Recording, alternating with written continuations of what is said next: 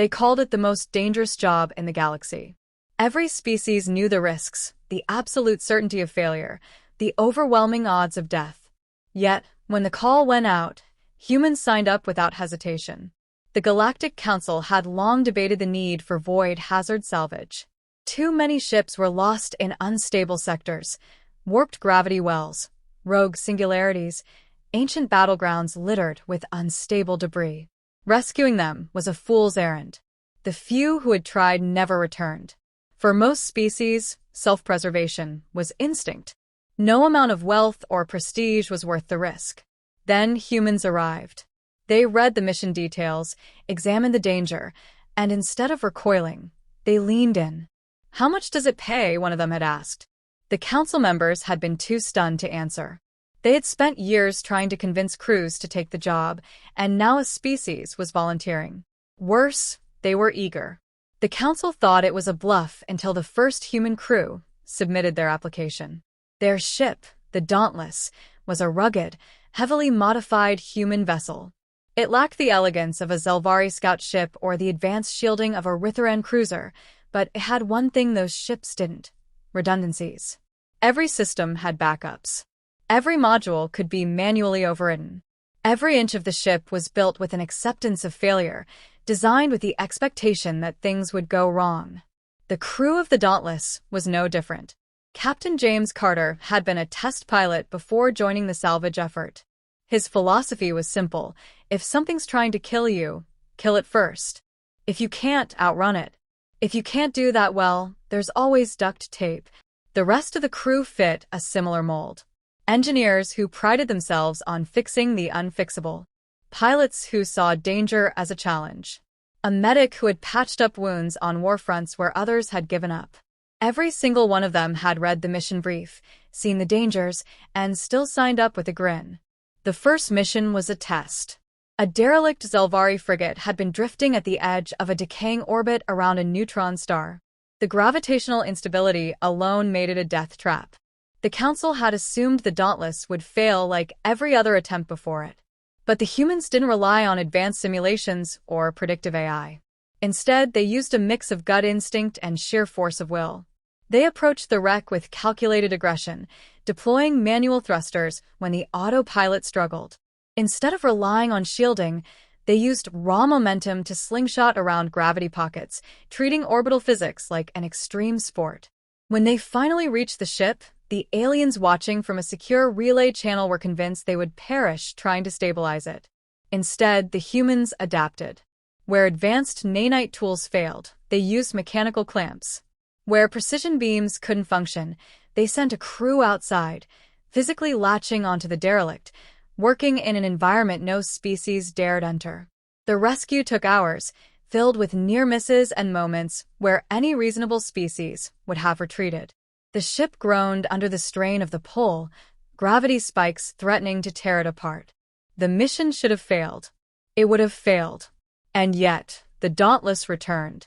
Against every prediction, against every logical outcome, the humans succeeded. The Council didn't know whether to be amazed or terrified. The Alien Council had no explanation. Every calculation, every probability model, every historical precedent pointed to one conclusion: no crew should have survived that mission. Yet, against all logic, the humans had pulled it off. Their success wasn't luck. It wasn't an anomaly. It was something far more unnerving, deliberate. Word spread quickly. Across the galaxy, species who had dismissed the idea of salvage operations now found themselves watching human crews operate with reckless precision. They weren't just surviving, they were thriving. So when the next mission came, there was no shortage of human volunteers. This time, the objective was even worse: an ancient warship, floating at the edge of a dead system, locked in a gravity tied between two collapsing moons. The ship itself was a relic of a war so old that no records remained of who had fought it. The only certainty was that anything that went near those moons never came back. The Council representatives watched in morbid fascination as the Dauntless arrived. Other species would have approached cautiously, scanning for threats, calculating escape vectors. The humans? They went straight in. Their pilot, a woman named Reyes, treated the environment like a game of chicken. Every maneuver was precise, yet absurdly risky, using the gravitational shifts not as a threat, but as a tool. Instead of avoiding the turbulence, they rode it. Contact with the warship was the real challenge. The ship was ancient, its hull pockmarked with debris impacts, its power systems long dead. Any attempt to tow it would require a manual connection, something no sane species would attempt in that environment. But humans had a different relationship with the concept of sane. Two of them suited up and stepped outside, tethering themselves to the Dauntless with reinforced cables. No advanced drone systems, no remotely controlled manipulators, just human hands, gripping onto a dead relic in the middle of an orbital death trap. They worked fast. Faster than anyone watching thought possible. Attaching stabilizers, securing tow lines, making minute adjustments to balance the mass. Every second they remained outside, the risk increased. Then something happened. A signal. Faint, almost imperceptible, coming from within the warship. It shouldn't have been possible.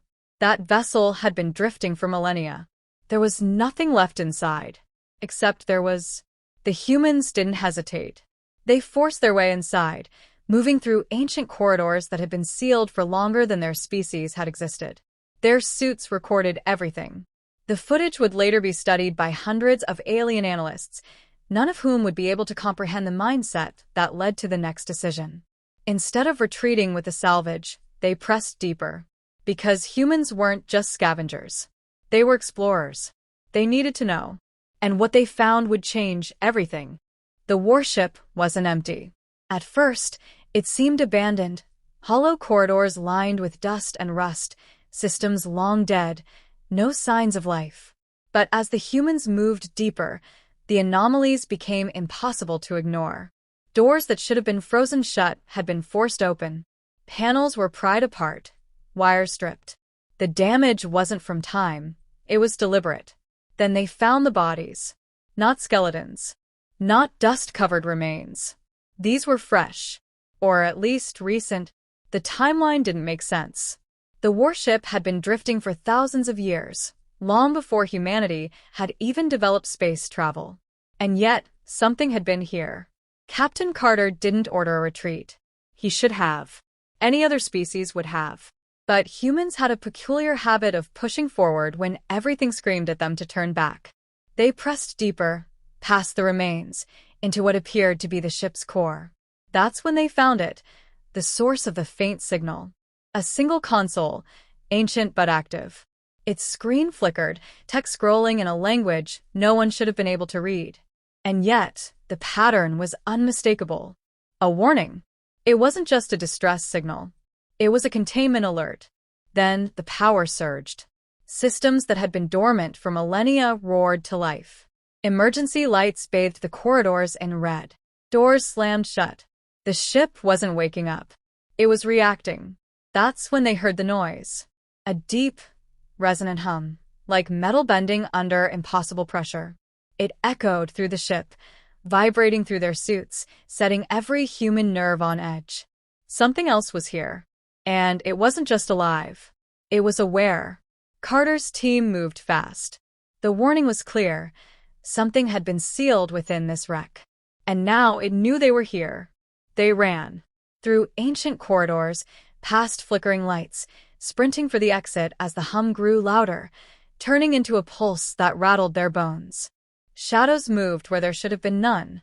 Shapes flickered in the dim emergency glow. Glimpses of something just out of focus, something shifting, something watching. Reyes barely made it to the docking port before the ship moved. Not a mechanical motion, not thrusters or gravity shifts, something deeper, more unnatural. The very structure of the vessel seemed to breathe, metal flexing as if alive. They barely got out in time. The Dauntless fired its thrusters, pulling the warship free from the gravity tide. But something inside it woke up. The moment the ship left the unstable zone, every sensor in the sector lit up. Long-range scanners, deep space probes, every system registered the same event. A pulse, rippling outward, traveling faster than light. A signal. Something had been trapped here. And now it wasn't.